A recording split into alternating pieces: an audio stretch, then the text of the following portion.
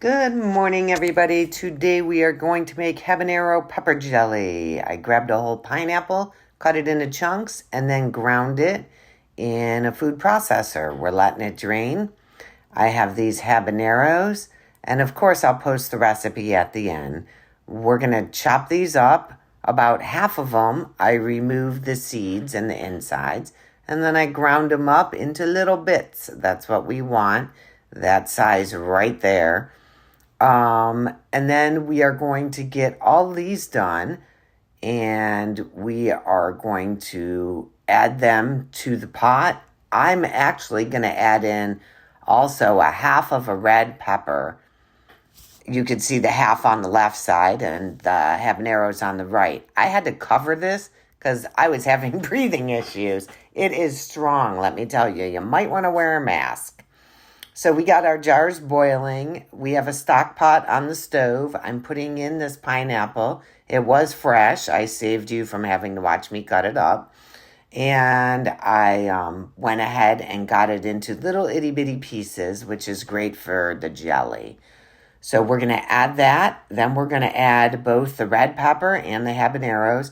I like a lot of pepper visible in the jelly. I think it makes it look prettier. This jelly, when it's done, looks like a sunset. It is so pretty. I love to take this and put it over cream cheese. And you basically open the jar, stir it up, and pour it right over a brick of cream cheese and use crackers. And it is wonderful.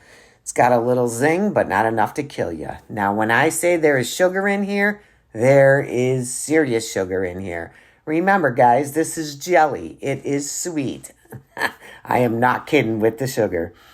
So there was actually another half a cup of sugar on top of that. I didn't show you. There's some vinegar.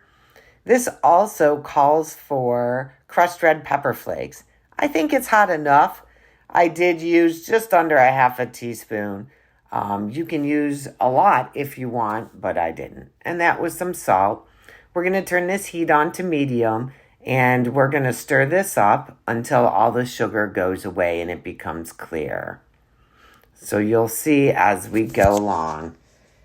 And like I said, make sure you might want to wear a mask. Definitely wear gloves when you're cutting those peppers up. They are very spicy. So we get this all stirred up in here. And right across from there, you can see my glass jars are steaming. Once all the sugar is dissolved, you're going to add the liquid pectin.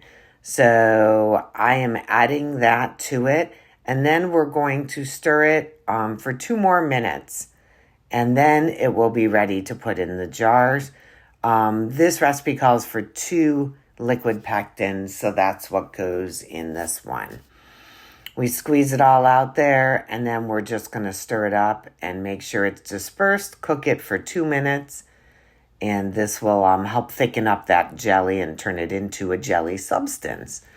So we get that all stirred up. 2 minutes go by, and it's boiling, and that's what it looks like.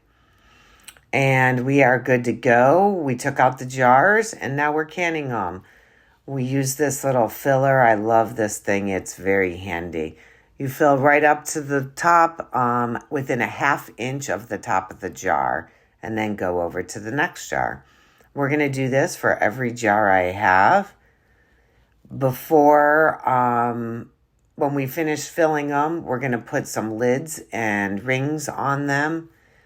I am going to probably fill one more here, and then we're going to go ahead and put the lids and the rings on. I like to do it while they're still hot. So we can make sure they seal good. So here we go, white vinegar on a towel, and we're going to wipe all the rims of every one of these. Here's why, guys. The lids have a little bit of rubber on the bottom of the lids. They're in a pot right now getting warm. We want that rubber to stick to the glass. The glass is hot, the rubber is hot, and it will help make a seal. If there is liquid sitting on that rim, some jelly or pepper, it will not seal properly. And then we have to put the jelly in the pantry or in the refrigerator to use, because if you put it in the pantry, it will go bad. So we're going to go ahead and put these lids on, and then we're going to put some rings on, and we are going to seal them. We're going to make those rings finger tight. We don't tighten them all the way up, just finger tight, because we want that the air to escape while they're in the water. And the only way they can do that is if they're not extremely tight. So just like this, turn them on, squeeze them down a little, and leave them a little loose so that air can escape. And then when they come out, we'll tighten them back up. So once these are all tight, we're going to go ahead and put them in the water. And once we get them all in, we're going to drop that basket down in the water, and we're going to get these boiling away.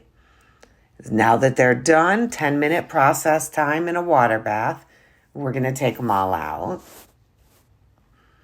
And then we're going to let them cool. Now they are liquid right now. They are runny. It will take them 24 hours to set up. This is some extra. I'm going to put that in the fridge and let it get hard, and then we will sample that later on.